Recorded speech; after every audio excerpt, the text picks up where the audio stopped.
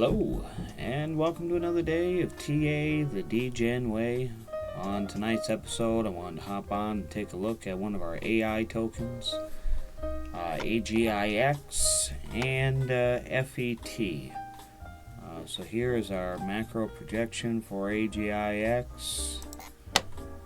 This hasn't been out as long as some of our other ones. I've not been looking at this for more than maybe 3-4 months or so.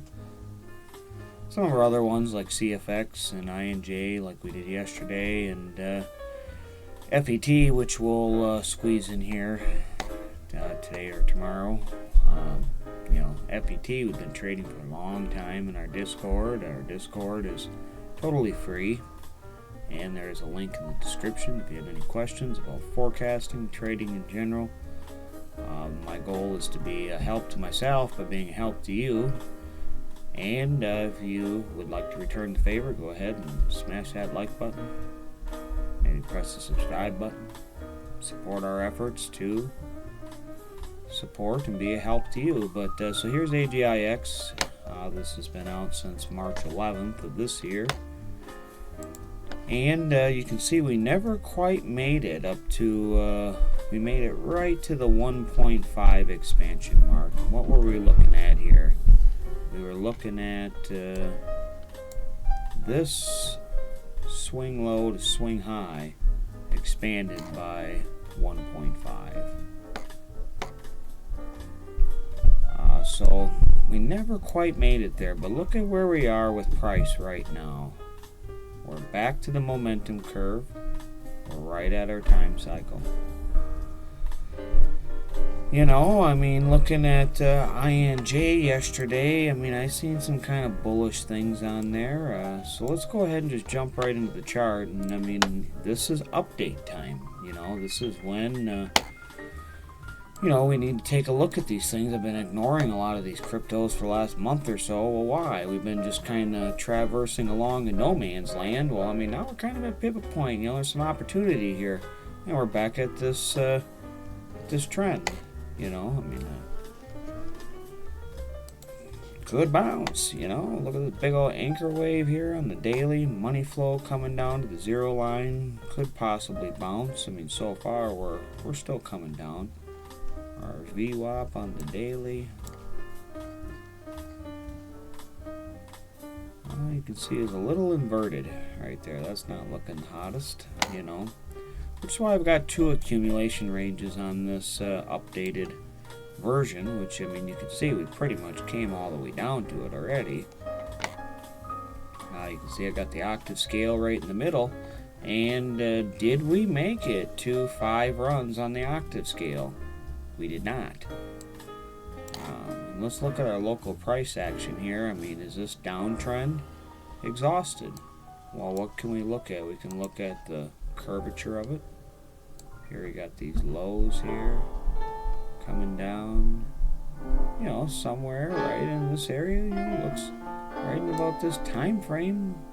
You could see a bounce. Maybe we come on down all the way to this momentum curve and put in a higher low, and maybe we push on up, and maybe we just reject and come down here. But I'm still looking to get up here. Whether we come back down here again first or not is the real question. And I see mixed signals. Do I think that this is going to be the high? Not necessarily. We never quite made it up to our 1.5 expansion, which also lines up with our 5 runs on that octave scale. And we are coming up to that time cycle mark.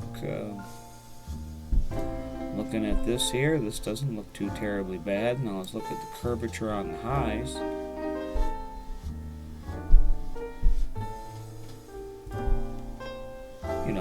This is where I see this being balanced, either at this price, which we already pretty much hit, or this point in time, which, maybe we hit this price, maybe we pop up here, maybe we head up here. let's look at our oscillator. And what are we looking at on our oscillator? We're looking for the curvature in these waves. These blue waves are averages, so they're smoothed out versions of the price action, and that's what I don't like right there. And I don't like that smoothness just coming down here. Just nice, predictable decrease in waves. Looking like it would end more out here in line with this shape that I drew here, which is just balance. You know, square on the bottom, square on the top. You know, and I mean, if you look at this right here, I mean, you can kind of pre-paint this in there. That's why price action does have is about the only thing that can be used as a leading indication. You know, indicators don't give you nothing. I mean, this indicator here, at least these blue waves, this is price action, smoothed out. This is two different, you know, averages with different look-back periods, and you know, they're smoothed out. But it's the same thing that you see in the price. The same curve down. This same curve down. I mean, this right here has me slightly more bearish right there. I mean, this here just looks like nice, steady, predictable drop in momentum that would culminate right in about here. You know, lining up with our June 20th kind of time period for a rip. You know, why a lot of things line up with season dates, I don't know. If you look at the chart, June 20th is just one of those times, and so is all of your other season dates and the 25% mark in between. Maybe we'll just do a simple video on it sometime soon, just showing that there's a simple correlation, you know, what the reason is. I mean, I don't know, but you can look at the chart and you can see that within a few ticks of those dates, you see price change. So I mean, this is kind of what I'm looking at. I mean, to me, I just either we spend all this time burning up this momentum just to get back to this momentum curve and rip, or you know, we break this thing and we get more of a significant retrace. And if we're looking at how far down this is, I mean, we've already came down quite a bit. You know, it's pretty significant.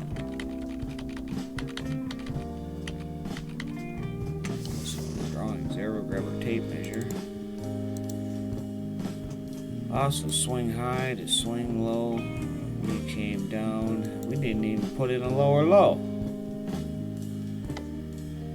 But we came down 60%. Well, we're down 65%. C9J was 65, and CFX was 65. So let's just look. I mean, what do we need to see to be bullish? You know, I mean, because still, I mean, this looks like CFX and INJ. We put in a lower high, but Bitcoin came up with another swing up and put in a lower high, and then pull back again. It kind of like this. This is all just part of one move down. We haven't had to move back up to put in that lower high. Got a nice clean double top. I mean, I don't see any reason why we can't 1, 2, 3, 4, 5 and put in that lower high on a lot of these things and use up that bullish momentum, and then, you know, maybe we continue higher, maybe we don't before we come down more. But that daily oscillator, you know, let's look at this drop as we come into this momentum curve, and we'll zoom into that on the hourly. And let's see, is this trend exhausting? I mean, it kind of looks like it is to me, man. It looks bullish on the hourly here. This is make it or break it for me here. I mean, you get a bounce here. I mean, I'm sold on at least a swing up to a lower high. If not, same thing with injective. I mean, what do you got going on here? You got, well, we'll look at it in just a second. You know, you got one big wave. Second big wave that's a little bit smaller and lasts a little bit less time, and then we'd be looking for a third wave to come up and, you know, do the same thing. Then break break that trend. Same thing we did here. You know, what do you got? This is the life cycle of a wave. You know, it starts to, you know, it's losing momentum. It's a inverted one that's super bullish. You'll see the same thing. You know, it'll have parabolic curvature like this going the other direction, like this does right here. You know,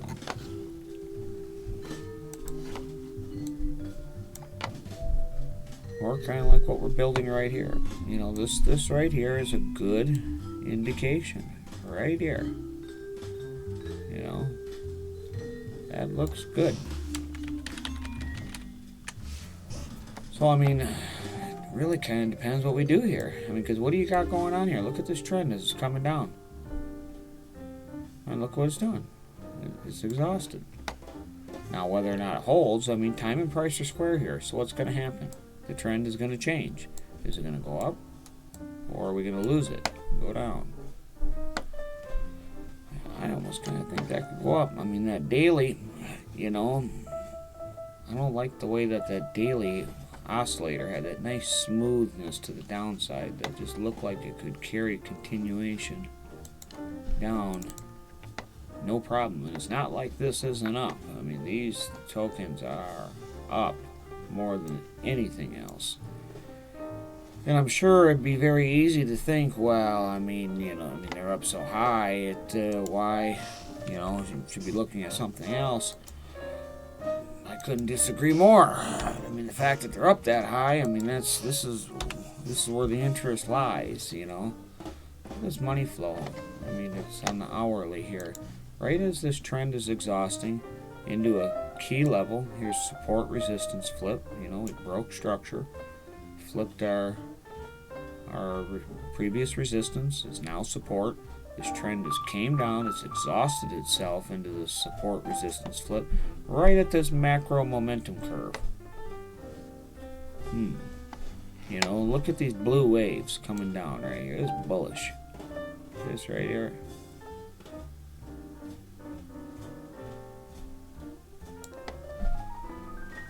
I mean, that looks bullish to me. Look at this money flow. It's coming up. It's either going to reject off the zero line and we're all screwed, essentially. Or, you know, that's going to break into the green. You know, I mean, to me, this looks bullish. Even this downtrend here, it broke. You know, and then now you come down. You're going sideways. Hopefully up. You know, I mean, I see a potential for a lot of these alts. I mean, Bitcoin hasn't come down like this, man. I mean, it's come down, but Bitcoin has also trended back to the upside and kind of put in a pivot lower high. I mean, this stuff just trended down. Hasn't done that yet. You know, so I mean, I'm bullish. If this can hold right here, you get a little bullish bounce here. I mean, what are we looking at here? Price rise wise, you know, we're looking at another 100%, 165%. You know, that's a big move there. I mean, it looks small on this big old giant chart. Don't look like nothing. That's quite a ways up there. Yeah, I mean, I'd be looking for this even higher, for this 0.625 level there, that octave scale level. If you don't know what the octave scale is, there's a video called The Octave Method on the channel. Just check it out, or else I did a video just a couple days ago called around the Gann square. And the Gann square is essentially the octave method. Same thing. The octave method is just, you have more freedom and adjustment in what you want to project into the future. Just looking at proportional relationships. It's nothing kooky, nothing strange. That's 343% from that low. Well, we're up way higher than that already. We're way up here already. I was going to say 300%. That's nuts. It's 200%. I mean, if we run to that 0.625 level, and what was I saying about, you know, these multiple waves? I mean, what do we got here so far? Yeah, this push up, look at this curvature. See how it rounds over? Time and price are square. And I'm on a log scale for a very specific reason, because I don't care if something changes by dollars. I mean, I care how many percent in, percentage of value. I mean, if something that's $1 goes up by $1, that's 100% increase. Well, if something that is $100 goes up by $1, it's nothing. It's not. You're not measuring the same thing. You're measuring something totally different. I mean, it's not that it doesn't have any value, because there's, some things you can do there too. But what I'm looking at here is, look at this right here, this curve. This is the life cycle of this wave. Look at this first push-up. It rounds over and exhausts. What happens? It got another one. Well, both of these here were part of a bigger wave. When it was square, what happened? Well, it pulled back 50% of the way. Pulled back to the mean, the average. Rounds over. It's exhausting, into that key level. And what do you get? Rip City. What happens? It loses momentum. Rounds over. Zoom out a little bit. See it plain as day. It's exhausted. So what do? You get a pullback. Well, how big of a pullback did we get here? It's probably 50%. Here's your swing low. Here's your swing high. All of our junk's going to pop back on here, but yeah, I mean, it pulled back right to the 50% mark. I mean, you just couldn't make it up if you tried. I mean, this is how motion works. I mean, right here. You get a move, it loses momentum. It needs to come back at least 50% of the way, because it's deviated from, here's normal. Here's zero, where both sides were balanced. It deviated so far, it's got to come back closer. So it comes back halfway, or at least to the 382. If not more, to the 618 or sometimes the 786, and the more it comes past halfway, well, now it's deviated so far from here, it gotta come back this way. It's just the way that it tends to work. So here's that life cycle of the wave. You see the push up, it exhausts, it pulls back halfway, creates a new normal right here, swing low. And then you get a breakout. It deviates way away from normal. It just can't go any farther. Even here, it had to pause a little bit and come back. Pause a little. That's why, the wheels start to fall off. It gets choppy. I had to come back 50% of the way from this high back down here. Now it's made a new normal. So, I mean, you're looking to deviate so far this way or deviate so far this way. But I mean, this here, we got wave 1, you got wave 2, right here, this curvature.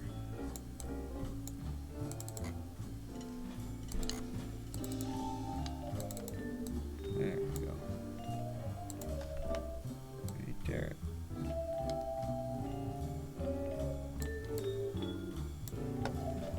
Same thing here.